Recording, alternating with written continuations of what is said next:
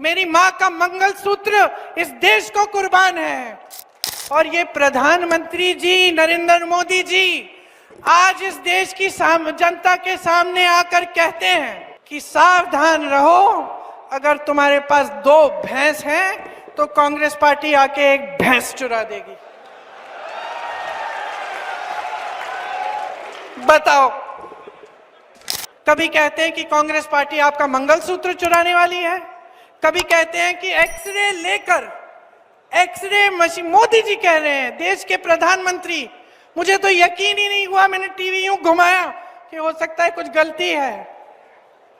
आपको कहते हैं कि एक्सरे मशीन लेके कांग्रेस पार्टी आपके घरों में घुस के आपके मंगलसूत्र, आपका सोना, आपकी संपत्ति ले जाएंगे।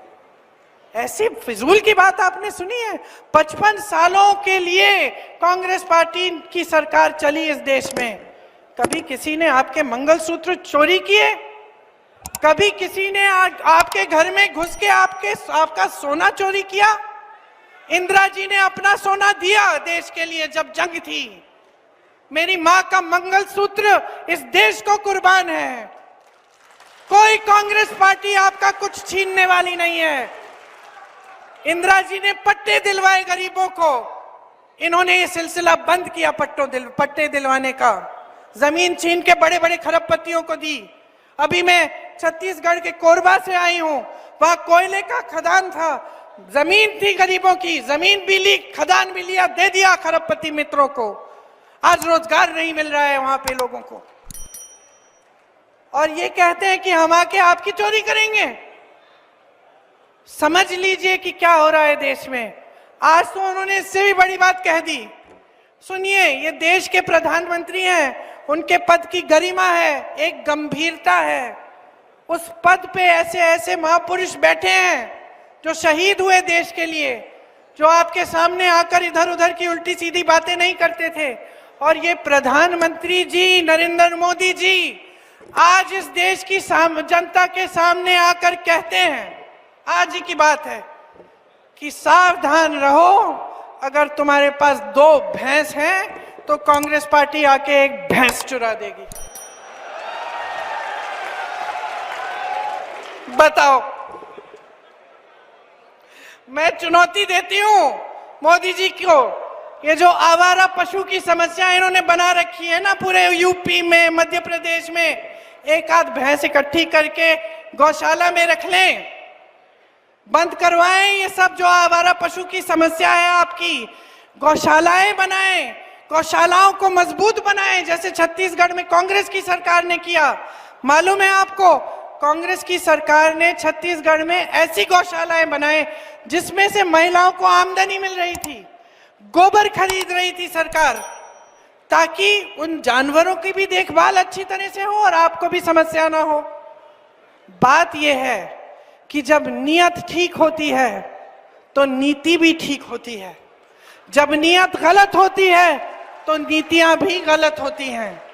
आज नीतियां इस आधार पे नहीं बन रही हैं कि आज का आम आदमी, इस देश का साधारण व्यक्ति कैसे जी रहा है, क्या संघर्ष कर रहा है। आज सरकार की नीतियां बड़े बड़े खरबपतियों के लिए बन रही हैं।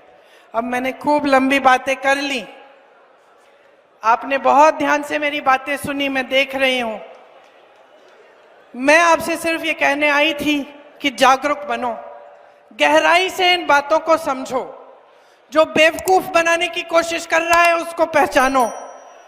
जिसने सालों के लिए, दशकों के लिए, पीढ़ियों के लिए आपके लिए काम किया, जो कन्याकुमारी से लेकर कश्मीर तक पैदल चलता है ये कहने के लिए कि ये देश एक है, जनता को बताने के लिए कि हम सब एक परिवार है, हम सब भाई बहन हैं, उसको पहचानो और अपनी सच्चाई, अपनी असलियत को पहचान के ये जो कीमती वोट है जो संविधान ने आपको दिया है, इसको आप एकदम विवेक से इस्तेमाल करो।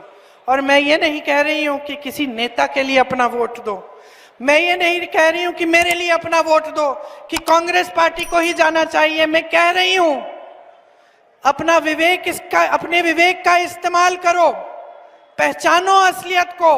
और ये जो वोट है ना, ये अपने अधिकारों को मजबूत करने के लिए, अपने पैरों पे खड़े होने के लिए, अपने भविष्य को मजबूत बनाने के लिए, इस देश के भविष्य को बुलंद बनाने के लिए डालो, इस देश के संविधान को बचाने के लिए डालो, इस देश के अधिकार, आपके आरक्षण को बचाने के लिए डालो। ये आपका वोट बहुत कीमती है, इसको हल्के में मत लेना, इसको हल्के में मत लेना। कुछ भी करिए, लेकिन पोलिंग के दिन जब आप पोलिंग पे जाएंगे, 2 मिनट के लिए, या 2 मिनट नहीं, 2 सेकंड के लिए जरा चुपचाप आप खड़े होकर सोचिए कि मेरा वोट किसको जा रहा है।